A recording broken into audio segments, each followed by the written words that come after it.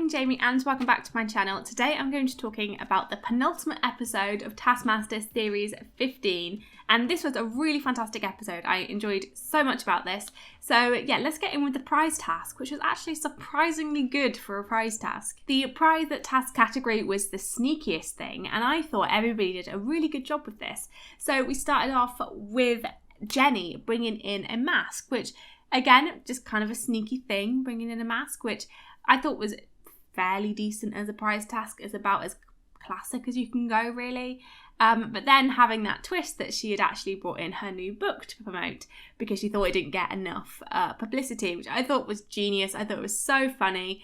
Yeah, I absolutely loved it. I thought it was a great way to start the episode. Frankie's one I thought was quite strong as well. In my opinion, it wasn't as strong as the other one, so I probably would have scored it a bit differently. But again, as I said in my last video, Frankie's really good at bringing in an okay prize, like it's fine as a prize, but embellishing it with a really good story and jokes around it. So yeah, again, that made it really, really strong. So this idea of having this book that's basically like chloroform for his kids and disguising it under a cover that's the Harry Potter and the Kung Fu Death Cult, which, yeah, it was a really good story. It's really heartwarming and funny, so I liked that about it. Ivo's one, I think, was probably the weakest, even though I did really enjoy it, which was to bring in a dictionary that's actually a box, but then has the little miniature dictionary in it as well. Yeah, it was fine. I thought it was, again, a pretty decent prize task. A pretty decent prize, but again, just not as good as everybody else's. So yeah, I like the actual book. I've got a similar thing that's like a book that's actually a box, which I do really enjoy. I do like that. But I feel like he could have been a bit more inventive with what he was putting inside the box, been a bit more sneaky in that way. May's one I really enjoyed. Again, the joke, not great, but the execution of the joke was very good. I liked that they played into three people with the joke. So Greg, Kiell and Ivo all had something to do with the joke. And then the added thing of getting Alex's wife to send them some of Alex's socks, which I thought was a great addition to it. It had nothing to do with the actual joke or anything. It was just an added way to be sneaky, which I thought was fantastic. I really liked, the way that they executed the joke. It's very similar to Laura Daniels in Taskmaster New Zealand. If you've seen it, you'll know which thing I'm talking about if you've seen it. So I really enjoyed that. And Kiell definitely deserved the 5 points for this one. There were just so many layers to it. So the spy pen, which he then got Greg to sign, which had then recorded Greg telling him that he'd get 5 points. And then the anagram of sneakiest things. So many tiers to it.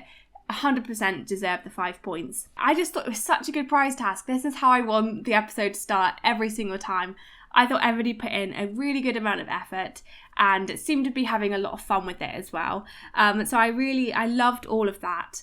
Personally, I would have scored it a bit different to how Greg scored it. I still would have given Kiell 5 points, and then I would have given May probably 4, and then Jenny maybe 4, maybe one less. And I think, Jenny's was pretty good. I'd give Jenny 4 as well. And then Frankie I would put down to 3 instead of 4, because even though, again, I did really enjoy his wasn't on the same level as Jenny and May. So yeah, that's probably what I would have done. So not too different to how Greg scored it. But yeah, I think, just Kiell definitely deserved the 5 points. The first proper task this episode was a team task again. And I really enjoyed this team task. I think they was done quite fairly as well. I think I spoke about in a couple of videos that I felt like the team tasks have been a bit unfair, but I thought this one was really good. I really enjoyed this one. It was a mix of creative and thinking outside the box and just I don't know, it was just a really good task, I thought. So yeah, this one was to paint the objects the same colours as the fruits and vegetables that they had. And the team of 3 did this task exactly as was intended and did a really good job with it. I was very, very surprised when they revealed the things side by side, because they did such a good job. And I think everybody on this team did a good job. Jenny perhaps a bit weaker, but not in a way that really impacted anything. But yeah, I thought Jenny was so hilarious in this task. Just amazing. I really, really enjoyed it, and May being genuinely really good at the painting. So yeah, this was done as intended, and they did it fantastically. The team of 2 went in I thought their ideas were so good. So I think Ivo straight away hitting the nail on the head, being like, well, we just have to get them to match the white. And I liked that they talked it through and thought they're going to find a loophole with this and say that it's colours and not colour. And then they decided to paint them all different colours and just made sure that they matched, which I thought was a great compromise. And I liked that they talked it through, discussed their plan instead of just like going for their first idea.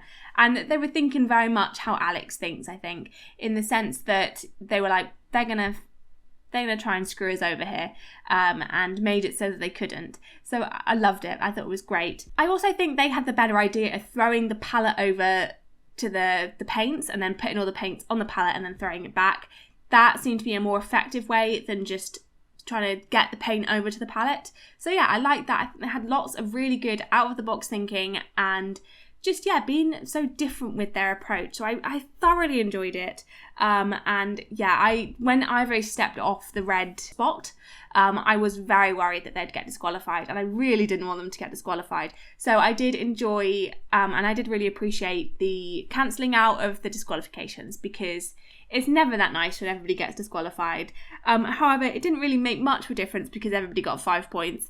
But it is nicer than everybody getting 5 points and everybody getting 0. So yeah, I did enjoy that. I probably would have given, if it was me doing it, maybe given the team of 2 5 points and the team of 3 4 points, just to kind of distinguish it a bit and acknowledge just the levels of inventiveness and out of the box thinking that the team of 2 had. Because even though the team of 3 did such a good job as a task was intended, I think the team of 2 just did it so differently and in lots of different ways as well, which I thought was just really good. And yeah, that's probably how I'd have scored it. But again, not mad that it was 5 points to everybody. But yeah, I just thought it was quite funny that it didn't really matter if they did get disqualified at all. The next task was the history lecture task in 1 minute. I thought the way of selecting the year was quite good. Like people having to put in numbers and not really knowing what's going to happen with it. I thought that was a really good idea. I thought the task was pretty good. It's not been my favourite one this season, but I think it's a pretty good task, pretty standard task, and we got some really funny moments from it. I really loved everybody just immediately reverting to the Battle of Hastings. Fantastic. But I thought May did a really good job with theirs. I did really enjoy the counting up the numbers and making that equivalent to God, which I thought was fantastic. I thought it was such a silly way of doing it, but I thought it was really funny. I think everybody did a pretty good job, given the fact that there were such like specific years, and most people aren't going to know what happened in this very specific year unless it was, you know, a very well-known year where something particularly big happened, like 1066. Like everybody knows that date, but most people aren't going to know what happened in 1417. But I love that Frankie forgot the date of his. It's hilarious. But yeah, I think everybody did a good job with what they had. I liked that everybody went with different approaches. I liked Ivo's approach of doing it, leading it back to his family, saying that they were probably inbred, which I thought was really funny. And Kiell going for the lots of very, very vague facts, which, you know, they're not wrong. There are people, there were dogs, there were huts, like very, very vague and not necessarily relevant to the year at all. Just stuff that you can't say is wrong. And I absolutely loved Ivo hating on the historian when he disproved one of his facts, which I just thought was so funny. I love Ivo's attempts at the tasks and also his attempts at justifying things, and I just think he's such a fantastic contestant. Yeah, he's just hilarious. And yeah, Jenny, I think yeah, I don't really know what to say about Jenny. It was so funny that she went to 5 minutes thinking it was 1 minute, especially if we go back to like the very beginning of the series, claimed that she had a very good idea of the time in the time task where they had to leave the caravan after 20 minutes. And again, was disastrously wrong with that as well. But yeah, overall, a good task. I like that they got a historian in to back up their claims, because that wouldn't have been something I would have considered if I was doing the task. But I enjoyed it. I thought yeah, it was a solid task. The next task was to put exactly 99 holes in the piece of paper in a pattern, and if you look or speak to Alex at any point, you are immediately disqualified, which is such a harsh thing and something that's so difficult to do as well. With May instantly disqualified, I think I would have been instantly disqualified as well. I probably could have done the no talking to Alex, but the no looking as well. Like, you could just look in the general direction and you could get disqualified. May obviously looking directly into Alex's eyes, I thought it was just hilarious for somebody that is normally quite careful with the tasks to immediately just get disqualified. I thought it was really, really funny. Jenny also pretty much immediately disqualified. Again, not too surprised at. But I liked that she just carried on, did the task, and she could have maybe thought, if it was me, I would have done the task anyway, because there's always a chance that they might be a bit lenient on the disqualification. They weren't this time, but they could have been. So yeah, I probably would have done what Jenny did and done the task, but the fact that she kept getting disqualified, it was just so good. I think it's a really fun way to challenge the contestants. I think Alex is quite funny, like talking to the contestants quite a bit, and trying to prompt them to talk to him. Yeah, I thought it was very funny. I'm not surprised that Kiell did well at the not looking or speaking to Alex, considering this relationship that they've built up this season, where there's negativity there, like there's all purely for the show, but sometimes Kiell might be genuinely frustrated at Alex. But I'm really enjoying that relationship, that contrast between, the more like loving relationship between like May and Alex, for example. Kiell's attempt was just so funny, thinking that the paper was the paper in his hand, which I can see why he thought that, considering how specific a lot of the time Taskmaster is with the wording. Like, if they say this paper, you expect it to be the paper that's in your hand, that's written on this paper. So I definitely understand why Kiell thought that. I think that makes a lot of sense, thinking, maybe the big paper, like, I know we just didn't see the paper, but you could think that the paper was like a decoy. And so, yeah, I think it makes a lot of sense. Very funny that he completely missed the big paper. But yeah, he did a really good job overall, and yeah, finding the hole punch immediately after doing the task, hilarious. And I loved the comparison between Ivo and Frankie. Frankie going the whole silent, not even going to talk, not even going to risk it approach, and Ivo who's just chatting to himself the whole time, and his slip up was so unfortunate. I was really rooting for him in this one. He seemed to be having quite a bit of fun with it as well, and then the reveal that he had spoken to Alex was devastating. I didn't want him to be disqualified on this, but yeah, Frankie absolutely fantastic on this one. Speedy, just getting on with it. Alex, I thought, was really pushing it with the amount of distractions he was giving Frankie. Like the whole counting and putting him off, like, that would have been so frustrating. It would have really got on my nerves. But yeah, I thought it was a really funny task and I really enjoyed it. And it was a really challenging one. And I'm really surprised that people didn't do more holes or less holes. Ivo, Frankie and Kiell all got the exact amount of holes in the paper, which I thought was really good. Now, on to the studio task. I love this studio task. I thought this was so good. This is kind of what I want from the studio tasks. I thought this was fantastic, which was to combine the two objects that they have on the palettes to make the height of the person or the thing that they say. And you can't use the same ones twice. So you had to be strategic with it, and I thought that it was a really, really strong task. Yeah, I liked the elimination round of it. I often find sometimes with the studio tasks they do that whole like all or nothing with the points. So I did like the elimination round. It kind of makes the studio task feel a bit longer, a bit more competitive when you're being knocked out. So I thoroughly enjoyed it. There were loads of great moments with this, with everybody picking the warthog when it was something to do with Greg. Hilarious, absolutely loved it. And I liked that Frankie was making a joke about how tall Greg was with the traffic cone on the warthog. I thought that was quite funny. But yeah, and there was like actual tension here as well.